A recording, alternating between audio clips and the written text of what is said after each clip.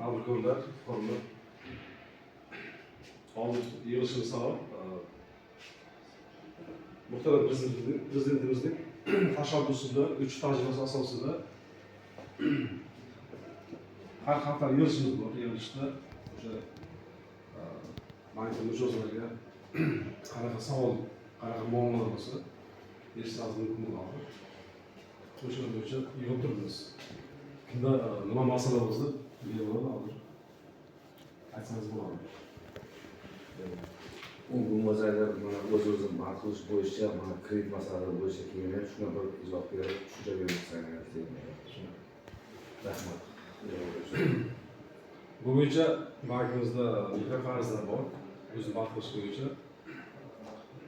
Bu bo'yicha guvohnoma olasiz. Guvohnoma pasportga kirasiz. 17 milliongacha, 50 milliongacha beramiz. 17 milliongacha sug'urta asosida beramiz. Shu shaxs kafillanadi. 50 milliongacha bo'ladigan bo'lsa, kafillar beriladi.